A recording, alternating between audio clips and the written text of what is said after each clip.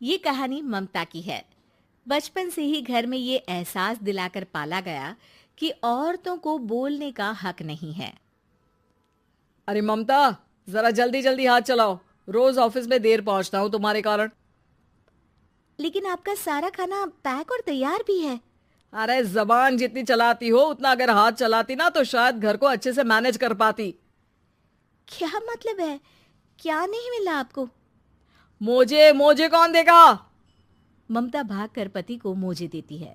वो हर किसी का ख्याल रखती, लेकिन उसके घर में रोज का रोना लगा रहता।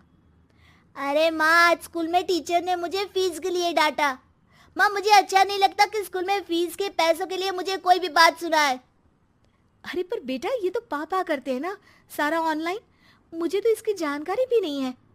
हाँ हाँ, बना लो बच्चों के सामने मुझे बुरा। अरे करता तो मैं ही हूँ, माना, लेकिन मुझे कोई सपना थोड़ी ना आएगा कि बच्चों की फीस जमा करनी है। अरे बताओगी तो तुम ही ना। ममता की अब ये आदत में शुमार हो चुका था। वो हमेशा हर बात के लिए खुद को ही दोषी मानती।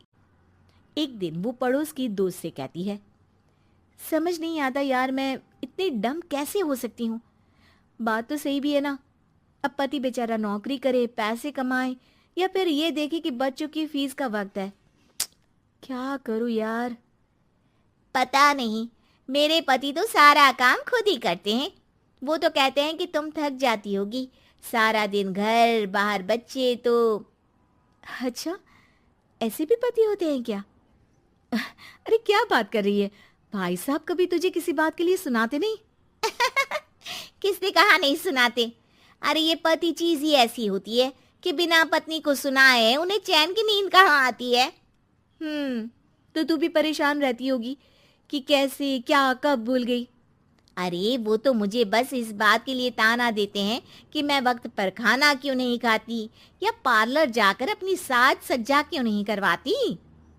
पड़ोसन बोल ही रही होती है कि ममता के बेटे की आवाज आती है। अरे माँ, क्या हो गया?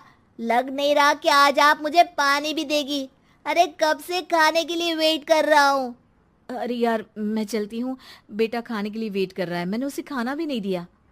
अरे 12वीं में पहुंच चुका है तुम्हारा बेटा, उसे बोलो खुद पानी लिया करे। मैंने तो अपने बच्चों को काम करना सिखाया है। अरे यार, खुद की भी तो कोई लाइफ है। माना जब नहीं कर सकते थे तो किया, लेकिन अब इतने बड़े बच्चों की हर बात मानेंगे तो मुश्किल तो अपने को ही होगी।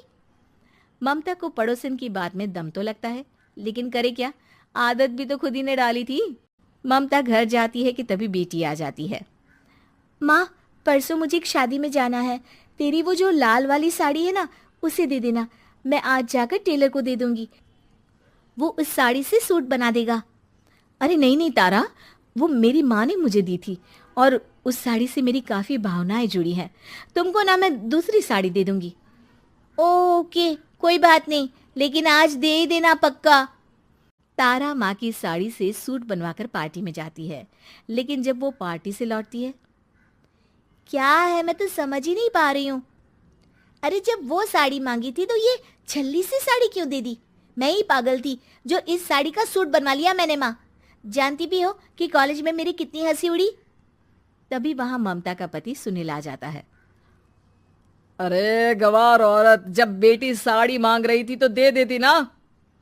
अरे पापा, इनके तो इमोशंस जुड़े थे उस साड़ी से। ममता इतने सब के बाद भी कुछ नहीं बोलती। मेरी बेटी की बेइज्जती हो गई, मैं बिल्कुल बर्दाश्त नहीं कर सकता ये। मैं नहीं चाहता कि मेरी बेटी से कोई भी ज्यादा सुंदर लगे पूरे कॉलेज में। जी, वो पढ़ने में तारा बिल्कुल अच्छी नहीं है, उसकी पढ़ाई पर आप ध्यान दीजिए ना। अच्छा, अब तुम मुझे बताओगी कि मुझे किस पर ध्यान देना और किस पर नहीं। रमेश जैसा ही ये वाक्य पूरा करता है, ममता की बेटी और पति उस पर जोर जोर से हंसते हैं। अरे ठीक है ना, पता ही नहीं चला कि कैसे वक्त इतना बीत गया। अरे कैसे पता चलेगा माँ, हम लोगों के पीछे जो तू बैताल की तरह चिपकी रहती थी, तुझे कैसे वक्त का पता चलता।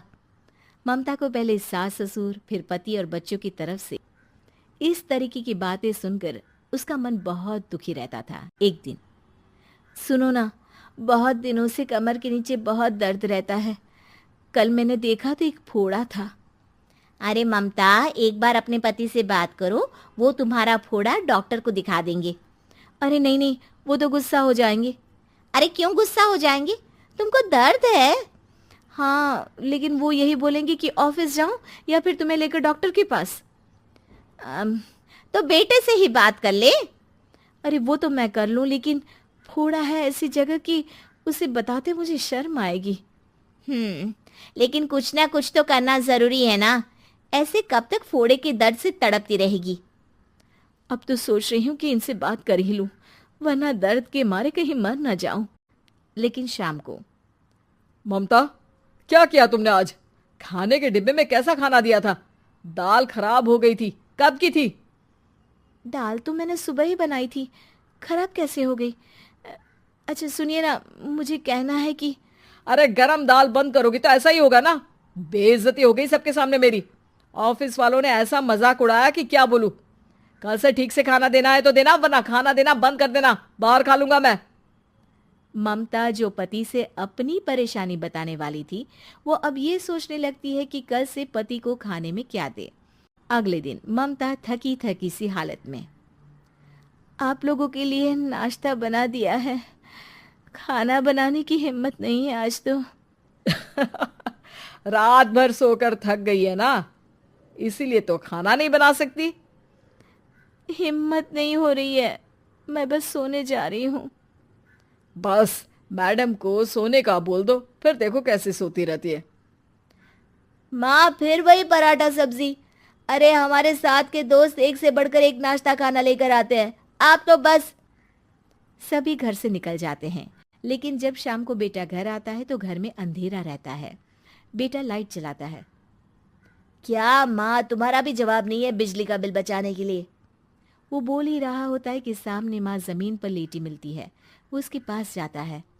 अरे माँ, क्या हो गया माँ? तभी वहां पड़ोसन आती है। अरे बेटा, तुम्हारी माँ के पैर के पास एक फोड़ा है, जिसके कारण ये लगातार कमजोर होती जा रही थी। मैंने उसे पहले ही कहा था कि घर में बता दो, लेकिन तुम्हारी माँ किसी को तंग करना नहीं चाहती थी। तभी वहां डॉक्टर आ जाता है। अरे इनके ऑर्गन में दिक्कत है, कोई बात है जो इनके मन में खटक रही है। अरे नहीं नहीं, इसके मन में कोई बात नहीं है, कोई काम है नहीं ना इसके पास, सारा दिन बस घर में ही रहती है। देखिए, मैं तो ये नहीं जानता, लेकिन हाँ, इनके मन में हमेशा कोई बात रह जाती होगी, इसीलिए उनकी ये हालत है। अगर आप समय से नहीं ले आते तो हो सकता था कि। अरे नहीं नहीं डॉक्टर साहब, हम पूरी कोशिश करेंगे कि वो ठीक हो जाए। हम लोगों ने अपनी ही परेशानी माँ के सामने रखी, लेकिन किसी ने माँ की दिक्कत को जानने की कोशिश तक नहीं की। हाँ, मैंने भी ममता को हमेशा घरेलू जरूरत से ज्यादा काम का नहीं सोचा था। ममता को होश आता है और वो खुद को अपने बेडरूम में देखती है। वो उठने की कोशिश करती है कि माँ, अब आप नहीं उठेंगी, हम लोग है ना, हम लोग आपको पूरी तरह से खुश रखने की कोशिश करेंगे।